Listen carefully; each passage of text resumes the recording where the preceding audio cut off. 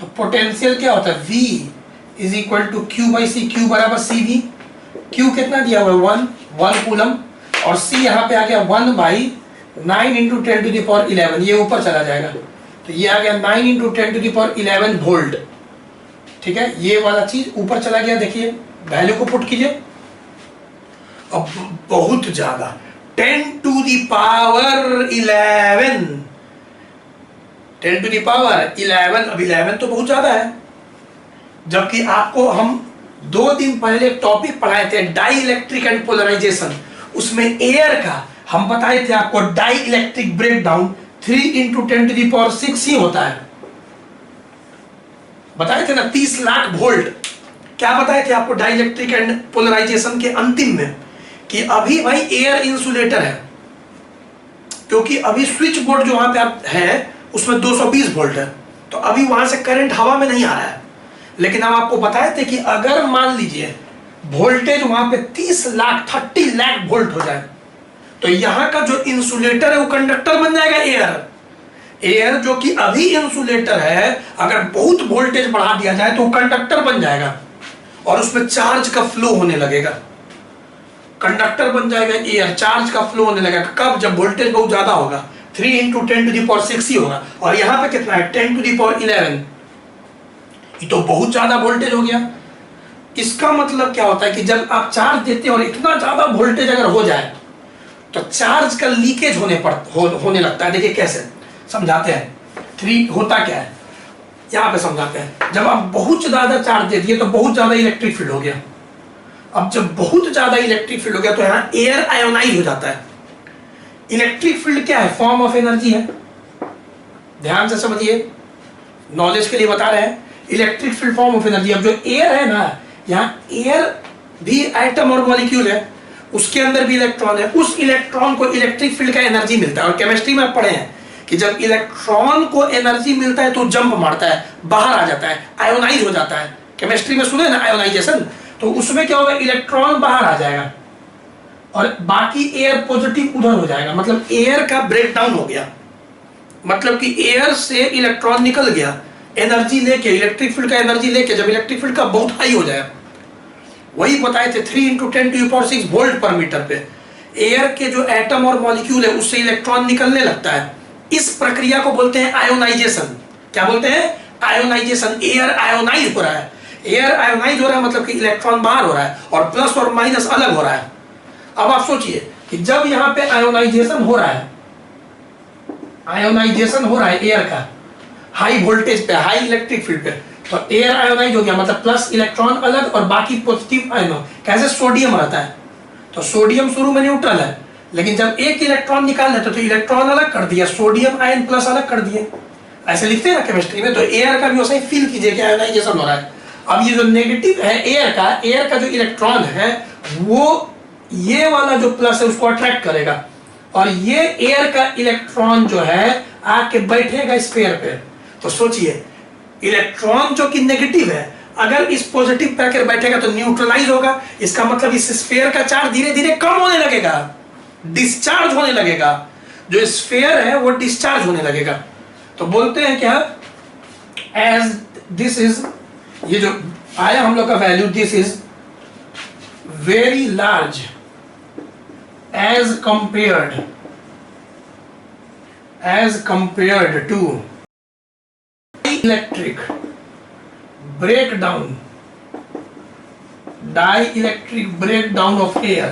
कितना है भाई? ब्रैकेट में लिख दो, 3 into 10 to the power 6 volt per metre. Hence the charge, hence discharging take place, hence the charge on sphere leaks. ऐसे भी लिख सकते हैं, स्फीयर लीक्स, लीकेज होने लगता है, लीक करने लगता है। लीक माने समझ गए, चार्ज डिस्चार्ज हो रहा है। कैसे? क्योंकि आयोनाइजेशन हुआ, ये तो बहुत अच्छा समझ गए। और आयोनाइजेशन से इलेक्ट्रॉन, हवा का जो एयर का जो इलेक्ट्रॉन है आके स्फीयर में बैठेगा और फिर प्लस और माइनस न्यूट्रलाइज होगा, धीरे धीरे धीरे धीरे न्यूट्रलाइज होने लगेगा। तो leaks, hence the charge on sphere leaks. ठीक है ना? thus we cannot give a charge of 1 coulomb to the sphere. तो हम लोग इस स्फीयर को 1 कूलम का चार्ज नहीं दे सकते। सोचिए ना, बहुत पहले ही से डिस्चार्जिंग स्टार्ट हो जाएगा। 3 तो 9 इंटू 10 टू द पावर 11 तो बहुत बाद में आएगा जब 1 कूलम का देंगे, लेकिन बहुत पहले ही जब यहाँ पे 10 टू द पावर 6 ही आ जाएगा तभी आपका लीकेज स्टार्ट हो जाएगा। मतलब कि एयर आयोनाइज करेगा सराउंडिंग में और एयर का नेगेटिव आके स्फीयर पे बैठेगा और उसके चार्ज को खत्म करेगा। एक बात बता दें, ये जो process of leakage of charge from conductor है इसको कोरोना डिस्चार्ज भी बोलते हैं। नॉलेज के लिए बता रहे हैं क्योंकि यहाँ पे लीकेज होने लगा ना। तो यहाँ पे एक बात और जाने, ऐसे ही आप जान सकते हैं इसी में नोट में, the process of leakage of charge, the process of leakage of charge from conductor is called corona discharge. Corona discharge, अरे वो कोरोना बीमारी वाला कोरोना मत समझ लेना, ये अभी कोरोना डिस्चार्ज है। ऐसे कोरोना का मतलब होता है कोरोना जैसे कि कोरोना का मतलब होता है ऐसे चमकता हुआ ताज। जैसे होता क्या है, चमकता हुआ ताज, जैसे रानी का ताज, क्वीन का जो ताज होता है। तो जैसे कोरोना यूज होता है वर्ड, और डिस्चार्ज तो समझ रहे हैं कि लीक हो रहा है चार्ज, कोरोना डिस्चार्ज बोलते हैं। The process of leakage of charge from conductor is called corona discharge. Knowledge के लिए इसको जानिए। देखिए इसका कोरोना मैंने क्यों, यहाँ बोलिएगा सर चमकता हुआ ताज का, समझ रहे हैं यहाँ पे ताज क्या होगा। देखिए होता क्या है ना कि जब एयर आयोनाइज करता है, सुनिएगा ध्यान से, जब इलेक्ट्रॉन का सेपरेशन होता है, ठीक है, तो इलेक्ट्रॉन तो भाई निकल गया जब उसको एनर्जी मिला पॉजिटिव, ई तो आयोनाइजेशन हो गया। अब जब ये नेगेटिव आके पॉजिटिव पे बैठता है ना, तो यहाँ पे एक चिंगारी की तरह निकलता है पूरे पे। यहाँ पे जब डिस्चार्जिंग होता है तो एक तरह का चिंगारी की तरह लाइट निकलेगा। तुम अगर अंधेरा में देखा जाए इसको माइक्रोस्कोप से, तो यहाँ पे पूरा एक लगातार कैसे पोल पे, बिजली के पोल पे कभी देखे होंगे चिंगारी की तरह निकल रहा है, शॉर्ट सर्किट टाइप का कुछ हो रहा है। तो एयर में वहां शॉर्ट सर्किट होता है भाई, ठीक है। तो उसी प्रकार से यहाँ पे एक लाइट की तरह क्रिएट होता है अगर माइक्रोस्कोपिक लेवल पे अंधेरा करके देखा जाए, ठीक है ना। तो इसी को बोलते हैं कोरोना डिस्चार्ज। जब लीकेज होता है चार्ज का, मतलब कि नेगेटिव, हवा का नेगेटिव आके स्फीयर पे, पॉजिटिव स्फीयर पे बैठता है, तो प्लस और माइनस जब मिलता है तो एक तरह का लाइट आता है चिंगारी टाइप का, और इसीलिए उसका नाम पड़ गया कोरोना डिस्चार्ज। चमकता हुआ ताज की तरह दिखेगा, ठीक है, चमकता हुआ ताज। तो थोड़ा नॉलेज के लिए हम बता दिए। तो आंसर क्या है, क्वेश्चन क्या था कि क्या 1 सेंटीमीटर का एक स्फीयर है, उस पर 1 कूलम चार्ज दिया जा सकता है। तो आंसर है नहीं दिया जा सकता है।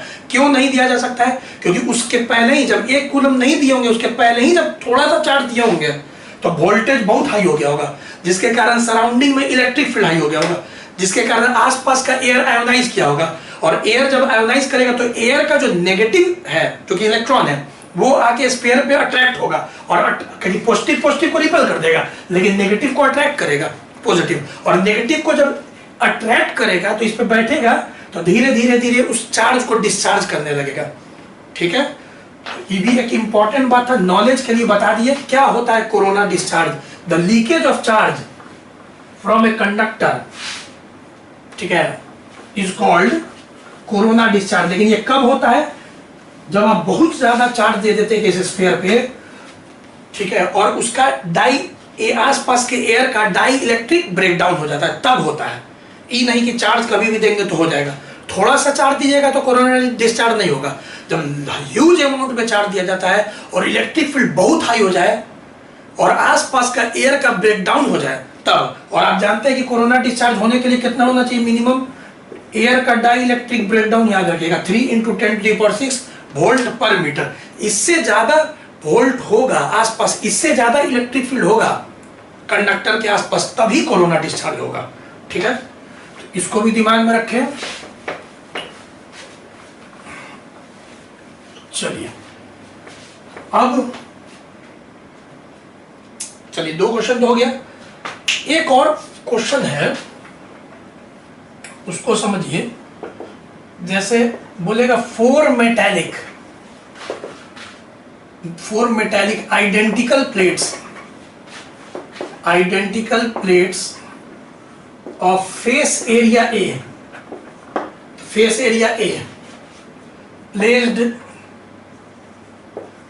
at a distance D apart from each other. समझाते हैं, find equivalent capacitance between X and Y. अब देखिए पहला क्वेश्चन, जैसे कि यहाँ पे 1 प्लेट, 2 प्लेट, 3 प्लेट, 4 प्लेट, ये 4 प्लेट है। अब याद रखिएगा, प्लेट का आपको ये चीज दिख रहा है, प्लेट का सरफेस एरिया ए है, ठीक है, और हर 2 प्लेट के बीच का डिस्टेंस डी है। तो आपको प्लेट का सिर्फ इधर से दिख रहा है, आपको प्लेट का फेस नहीं दिख रहा है, ऐसे रखा हुआ है प्लेट, ठीक है, ऐसे। अब बोल रहा है ना कि एक 4 प्लेट है, और क्वेश्चन में भी क्वेश्चन बनाना है, ये क्वेश्चन है, और ऐसे इसको कनेक्ट कर दिया गया है। लेट अस सपोज, ध्यान दीजिएगा, ऐसे इसको कनेक्ट कर दिया गया प्लेट को। तो ध्यान सिग्नल भी देंगे, इसको मान लीजिए x और y, मतलब कि बीच में x और y के बीच में बैटरी होगा। क्वेश्चन खत्म हो गया। हर 2 प्लेट के बीच का डिस्टेंस d है, d, और यहाँ पे positive x, positive terminal, negative terminal battery का कनेक्ट किया गया। आपको इक्विवेलेंट कैपेसिटेंस निकालना है, और दिया हुआ क्या है, फेस एरिया हर प्लेट का a है और डिस्टेंस d है, 2 चीज दिया हुआ है। तो अब ऐसे सवाल को कैसे बनाएंगे, इजी है, देखिए कैसे। 2 काम करिए। सबसे पहला काम करिए, इसके उधर तो ऊपर तो कुछ है नहीं, तो यहां से नंबरिंग कीजिए, plate number 1, face number 2, face number 3, face number 4, face number 5, ऐसे नाम दे दिए। फेस नंबर 6 दे सकते थे, काम नहीं आएगा क्योंकि उसके पीछे कुछ है नहीं।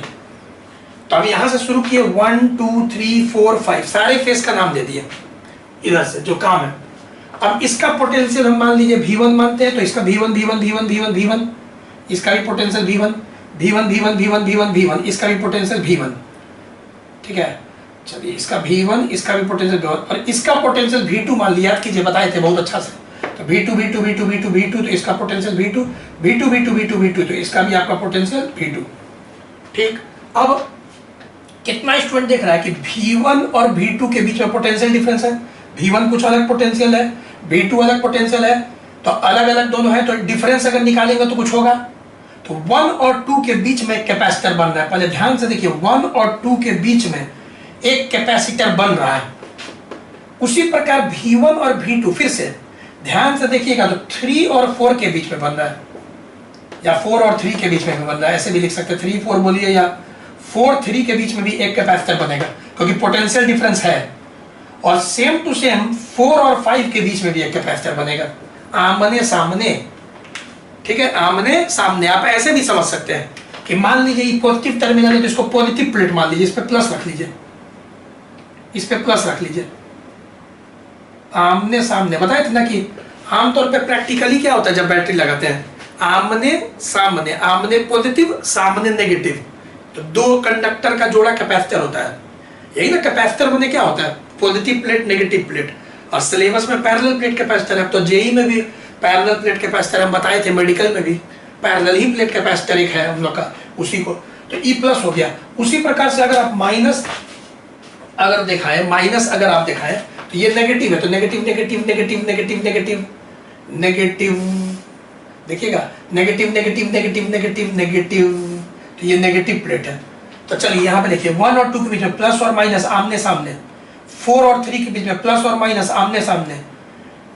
फिर उसके बाद हम क्या माने थे, इस हो गया आपका 4, ठीक है ना, और यहाँ पे इसको भी, इसको 5 मान लीजिए, ठीक है, आमने सामने, 1 2 3 4, इसको 5 मानिए, इसको 6 मानिए, तो यहाँ पे लिखिए 5 और 6 अच्छा लगेगा, सब फेस को नाम दिए थे।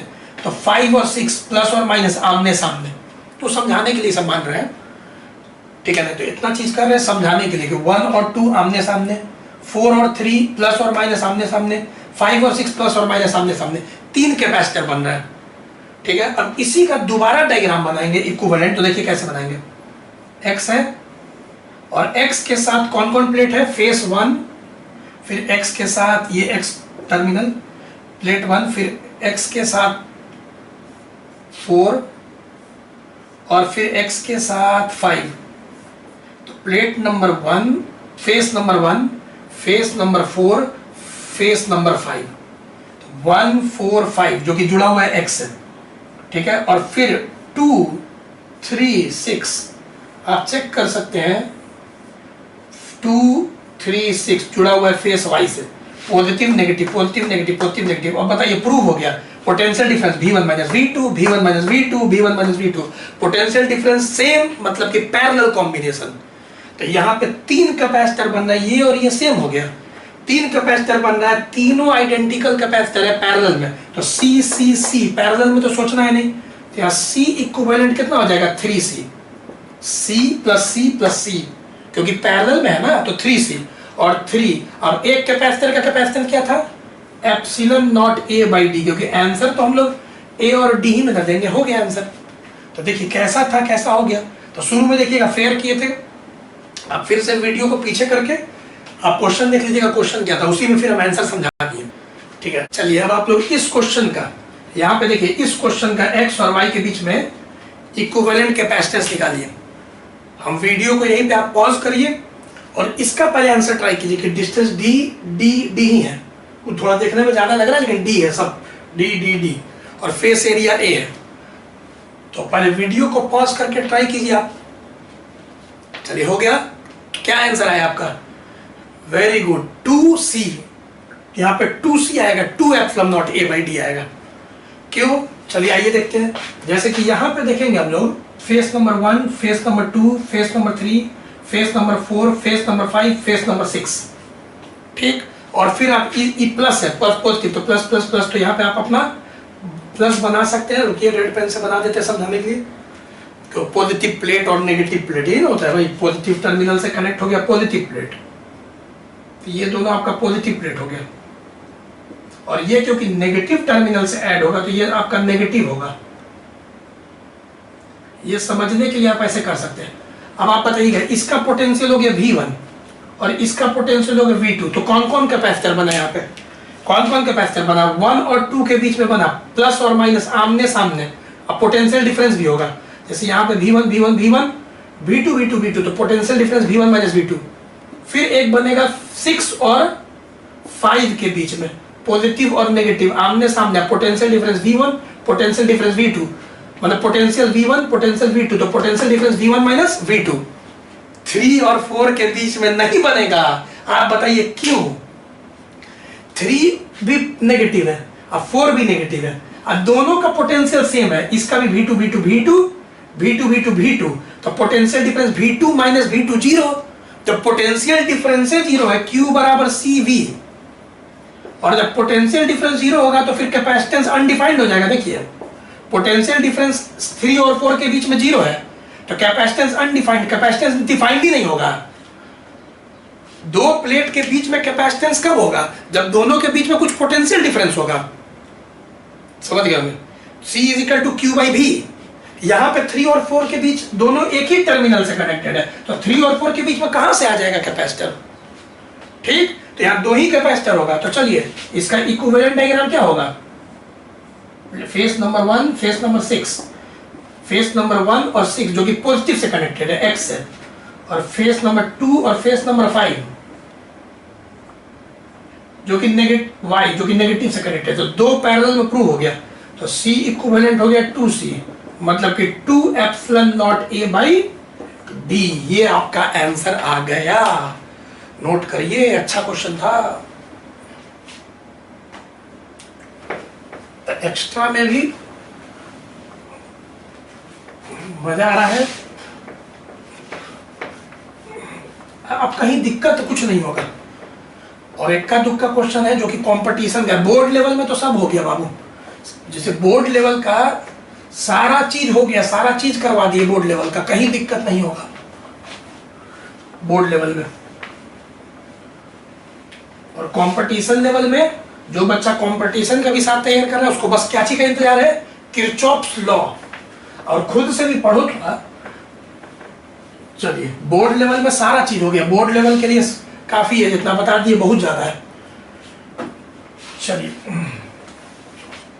सारा क्वेश्चन हो जाएगा। देखिए अब जैसे कि एक कॉन्सेप्ट और लेते हैं, एक चीज बताए थे जैसे कि हम अगर एक प्लेट को, दो प्लेट है, एक को Q1 चार्ज दे दिए और एक को Q2 चार्ज दे दिए, तो कुछ हम पढ़ाए थे चैप्टर 1 में डिस्ट्रीब्यूशन ऑफ चार्ज, ठीक है ना, चैप्टर 1 वाला, चैप्टर 2 वाला नहीं, जो आमने सामने बहुत सारा कंडक्टिंग प्लेट रहे, पैरेलल कंडक्टिंग प्लेट, तो बताए थे क्या, सारा चार्ज को जोड़ के 2 से डिवाइड कर दो तो आउटर सरफेस पे चार्ज आ जाएगा, याद आ रहा होगा। अगर इस पे Q1 चार्ज दे दिया, इस पे Q2, तो कौन कौन स्टूडेंट आउटर सरफेस पे चार्ज बता देगा, सिखाए थे ना। तो यहाँ पे टोटल चार्ज करो Q1 प्लस Q2 और 2 से डिवाइड कर दो, वो आउटर फेस पे हो जाएगा जो कि इक्वल होता है, ठीक है, आउटर मोस्ट फेस पे जो कि इक्वल होता है, पढ़ाए थे चैप्टर 1 में, ठीक है। और तुम चेक कर सकते हो, अब EQ1 आ गया, EQ1 दिया हुआ है एक्चुअली, और इस Q1 का इतना हिस्सा इस पे आ गया, तो इस पे बचेगा कितना, तो निकाल लो। Q1 दिया हुआ था, उस Q1 का इतना हिस्सा इधर आ गया, तो इधर कितना होगा तुम निकाल लो। तो जब सॉल्व करोगे तो यहाँ पे क्या आ जाएगा 2, तो यहाँ पे आ जाएगा तुम्हारा Q1 minus Q2 by 2, solve करो, क्योंकि जैसे ही एलसीएम लोगे 2, अब माइनस प्लस माइनस हो जाएगा यहाँ पे, तो यहाँ पे चार्ज आ जाएगा Q1 माइनस Q2 बाई 2। फिर से तुम देख सकते हो, दोनों को ऐड करो यही आ जाएगा। और बताए थे कि इनर जो सरफेस होता है आमने सामने हमेशा इक्वल एंड अपोजिट चार्ज होता है, equal and minus Q1 minus Q2 by 2, देख लो पहले, ये हम सिखा चुके हैं तुमको चैप्टर 1 में, distribution of charge on parallel conducting plates, ये हम बात बता चुके हैं पहले, चैप्टर 1 ही में बता दिए थे, तुम नोट्स कॉपी को देखो। तो ये हो गया। अब अगर हम बोले कि बताओ ये दो प्लेट है, एक पे Q1 दिए, एक पे Q2 दिए, ठीक, तो अपने आप चार्ज का डिस्ट्रीब्यूशन हो गया, ठीक। अगर हम पूछे कि बताओ चार्ज ऑन कैपेसिटर इस फिगर में, क्योंकि दो प्लेट है, कैपेसिटर क्या होता है, दो प्लेट होता है, और एक पे Q1 दे दिए, एक पे Q2 दे दिए, तो ये भी पैरेलल प्लेट हुआ। तो अब तुम ध्यान से देखोगे तो इधर वाला चार्ज जितना है आमने सामने पॉजिटिव और नेगेटिव है, जितना पॉजिटिव है उतना ही नेगेटिव है। इस चार्ज को भी बताएंगे, कंसीडर नहीं करेंगे, बताते हैं क्यों। तो पहले चार्ज ऑन कैपेसिटर, अगर हम पूछे कि इस फिगर में बताओ चार्ज ऑन कैपेसिटर, तो तुम्हारा आंसर होना चाहिए Q1 माइनस Q2 बाई 2, ये वाला, या इसका मैग्नीट्यूड। अभी हम बताएंगे ये वाला चार्ज जो पॉजिटिव तुम देख रहे हो, ये वाला चार्ज जो नेगेटिव देख रहे हो, यही आमने सामने, ये दोनों चार्ज को कंसीडर नहीं करेंगे। क्यों नहीं करेंगे बताते हैं। और इलेक्ट्रिक फील्ड जो, देखो क्यों नहीं करेंगे, कारण सुनो, बीच में जो इलेक्ट्रिक फील्ड होगा यही दोनों के कारण होगा, ऐसे, ये जो इलेक्ट्रिक फील्ड ई है इन दोनों के कारण होगा, इसके बाहर वाला चार्ज के कारण नहीं होगा। क्यों नहीं होगा, जैसे बाहर वाला चार्ज के कारण होगा लेकिन कैंसिल हो जाएगा। जैसे इस चार्ज के बारे में सोचो, इस चार्ज का electric field E positive charge है, तो वातावरण में सब तरफ फैलेगा। पॉजिटिव चार्ज से इलेक्ट्रिक फील्ड क्या होता है, वहां से निकल के इन्फिनिटी तक जाता है। तो इधर भी पॉजिटिव है, पहले इसका सोचो, इसका भी सोचो, इधर भी पॉजिटिव, अभी इसका इलेक्ट्रिक फील्ड ऐसे निकल के फैल रहा है, तो हमको तो बीच में देखना है भाई, दोनों प्लेट के बीच ही से हम लोग को इंटरेस्ट है, बाहर से नहीं इंटरेस्ट है। इलेक्ट्रिक फील्ड बिटवीन, अंदर, तो यहाँ पे इसका फैल कैसे निकल गया, अब इसका भी फैल कैसे निकल गया।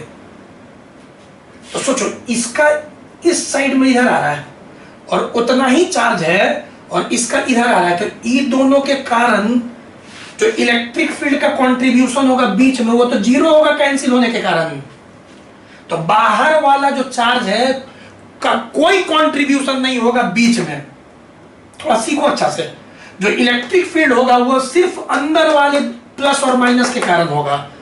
इसीलिए चार्ज ऑन द कैपेसिटर सिर्फ अंदर वाले चार्ज को देख रहे हैं, बाहर वाला खत्म, ठीक है। तो पहला चीज हम डिस्ट्रीब्यूशन चैप्टर 1 में बताए थे, दूसरा बार बताए कि यही चार्ज प्लस और माइनस होता है चार्ज ऑन कैपेसिटर। अब अगर हम बोले इफ, पहले ही से दिया हुआ है, कैपेसिटेंस तो वही होता है epsilon naught A by D is capacitance,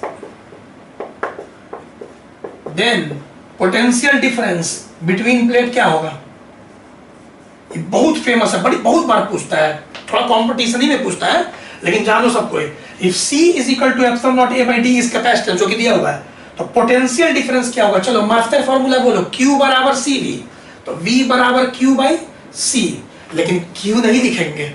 अब चार्ज क्या है तो ये लिखेंगे ना, Q1 माइनस Q2 बाई 2, तो Q1 माइनस Q2 बाई 2 लिखेंगे। चार्ज Q बराबर CV, तो Q के जगह ये लिखना है ना, क्योंकि यही ना चार्ज हो गया इस बार। क्योंकि आमतौर पे आज के पहले क्या लेके चलते थे, इसे लेके चलते थे और सोचते थे कि इधर प्लस Q है और इधर माइनस Q है, तो हम लोग लिख देते थे Q बराबर CV, ठीक है। चार्ज Q ही होता था, दोनों प्लेट के बीच का पोटेंशियल डिफरेंस D होता था और कैपेसिटेंस होता था epsilon naught A by D, जो हम लोग निकाले थे।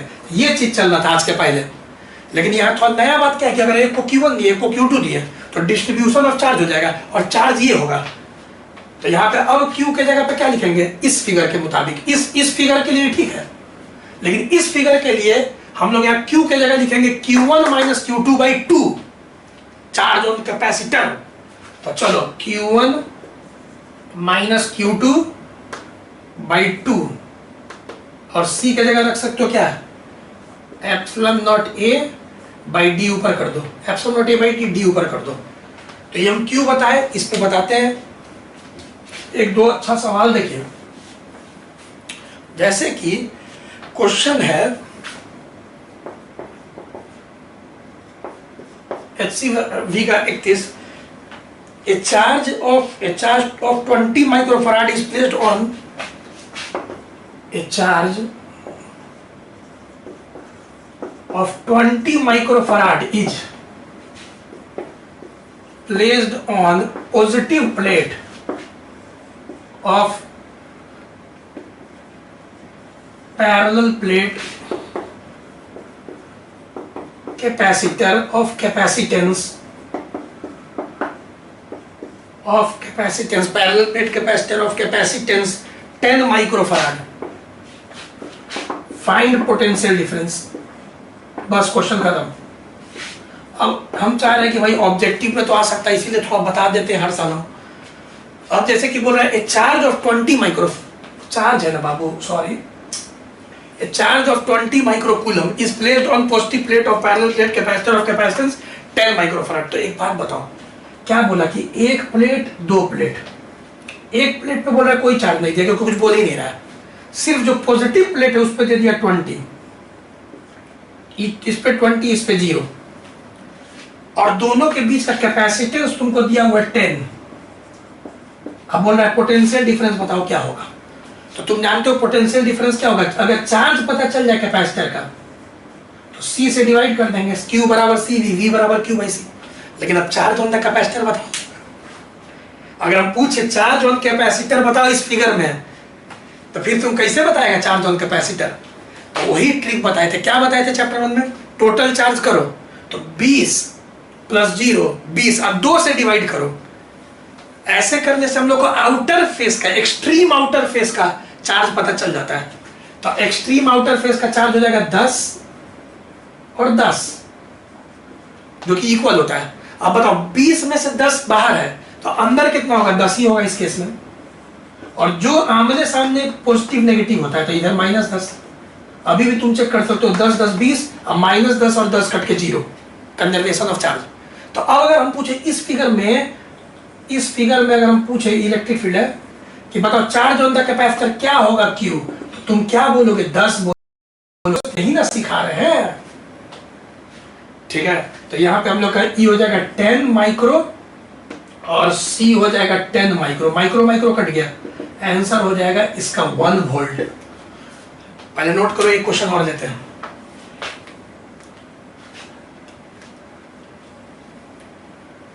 चलिए, बहुत सुंदर क्वेश्चन, सब सीखना चाहिए।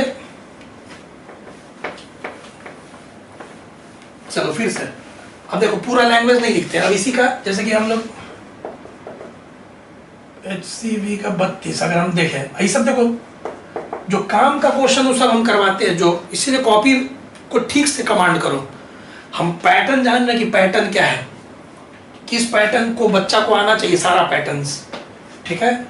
अब अब क्या बोल रहा है ना कि फिर से 2 प्लेट दे दिया, ठीक है, 2 प्लेट दे दिया, और एक पे बोल रहा है 1 माइक्रो कूलम चार्ज है दिया गया एक प्लेट पे, और एक पे 2 माइक्रो कूलम चार्ज दिया गया, ठीक है, और बोल रहा है इफ कैपेसिटेंस 0.1 माइक्रो फराड है, फाइंड पोटेंशियल डिफरेंस। चलो वीडियो पॉज करो और खुद से पहले ट्राई करो, वीडियो को पॉज करो, खुद से ट्राई करो, सबसे बन जाएगा। चलो बोलो क्या करेंगे। सबसे पहले चलो डिस्ट्रीब्यूशन कर दोगे ना, डिस्ट्रीब्यूशन करो, 1 और 2 3, 3 बाई 2 1.5, 1.5, यहाँ पे 1.5, तो यहाँ पे भी 1.5। अब 1 में से इधर 1.5 है तो इधर जरूर कितना होगा, -0.5। अरे कंजर्वेशन लगाओ नहीं यार, 1 माइक्रो कूलम इधर है, 2 माइक्रो कूलम इधर है, नहीं तो तुम ऐसे भी कर सकते थे, इधर 1.5 है, होना चाहिए टोटल 2, तो इधर कितना होगा 0.5, ठीक है। अब 1.5 0.5 मिलके 2, उसी 2 का ना बढ़ गया दोनों में, और इधर आमने सामने होना चाहिए, तो इधर 0.5 तो इधर -0.5, क्योंकि अंदर तो तुम्हारा आमने पॉजिटिव, सामने नेगेटिव, ठीक। तो ऐसे हो गया। तो अगर हम पूछे इस फिगर में कि बताओ चार्ज, तो चार्ज क्या होगा 0.5, मैग्नीट्यूड लेते हैं ना, 0.5 माइक्रो कूलम, बाहर वाला को नहीं देखेंगे, यही सिखा है। और कैपेसिटेंस कितना दिया हुआ 0.9, तो पोटेंशियल डिफरेंस क्या हो गया Q बाई C, Q हो गया 0.5 माइक्रो, और C हो गया 0.1 माइक्रो, माइक्रो माइक्रो कट गया, आंसर बोलो क्या आ गया 5 वोल्ट। किसका किसका आया था 5 वोल्ट, वेरी गुड। तो ये भी एक छोटा कॉन्सेप्ट है जो पैरेलल प्लेट, क्योंकि सिलेबस में क्या है पैरेलल प्लेट कैपेसिटर, यही पैटर्न है मेडिकल का या जेई का या फिर बोर्ड का। तो पैरेलल प्लेट कैपेसिटर का ये बात जानना जरूरी है कि अगर एक को चार्ज दे दिया कुछ कुछ, तो पहले डिस्ट्रीब्यूट कर लो चारों फेस पे, अंदर वाला जो आमने सामने होगा वही चार्ज ऑन द कैपेसिटर है, फिर तुमको कैपेसिटेंस दे देगा, बोलेगा पोटेंशियल डिफरेंस निकालो। तो ये पैटर्न है, इस पे सवाल लगातार आता है, इसीलिए तुमको जानना जरूरी है। तो ठीक है, तो देखिएगा अभी हो सकता है कि ट्यूसडे को हम टेस्ट सेक्शन में ऑब्जेक्टिव का पहले चैप्टर 1 का 15 क्वेश्चन डालेंगे और चैप्टर 2 का भी 15 क्वेश्चन डालेंगे। तो ट्यूसडे को, ठीक है, टेस्ट सेक्शन में objective 15 question chapter 1, 15 question chapter 2, अलग अलग होगा, दोनों डाल देंगे। और उसमें टाइम लिमिट होता है टेस्ट सेक्शन में, और ऑब्जेक्टिव ही हो सकता है अभी। तो टेस्ट का तैयारी कीजिए, कॉपी को शुरू से कमांड कीजिए चैप्टर 1 और चैप्टर 2 को, और टेस्ट का पहले ठीक से आप लोग तैयारी कीजिए चैप्टर 1 और 2 को। उसमें कुछ समय होता है, याद है मैं इतना, जैसे 1 मिनट, तो कॉपी पेन लेके बैठना पड़ेगा। और ये नहीं कि टेस्ट को अगर तुम एग्जिट करोगे तो फिर तुम नहीं जा पाओगे, उसमें एक ही बार होता है वो, और उसी में बैठे रहना है, ठीक है। तो टाइम तुमको दिया जाएगा, एक बार स्टार्ट करोगे तो उतना समय के लिए टेस्ट होगा, एक एक क्वेश्चन आएगा और तुमको रफ करके 4 में से 1 को चुनना पड़ेगा, ठीक है। तुमको रिजल्ट तुरंत पता भी चल जाएगा। तो चैप्टर 1 और चैप्टर 2 का आप तैयारी करिए, पूरा कॉपी ठीक से पढ़िए, आपका ट्यूसडे को टेस्ट होगा, ठीक है। तो फिर मिलेंगे, आप लोग प्रिपेयर करते रहिए अच्छा से, और जितना भी कॉपी में पढ़ाएं उसको लॉजिकली समझिए, पैटर्न से, पैटर्न वाइज सारा बात बता दिया गया, ठीक है। और आप तैयारी कीजिए, पहले बेसिक 2 टेस्ट लेते हैं, टेस्ट चैप्टर 1 का और चैप्टर 2 का ट्यूसडे को। Okay, bye bye.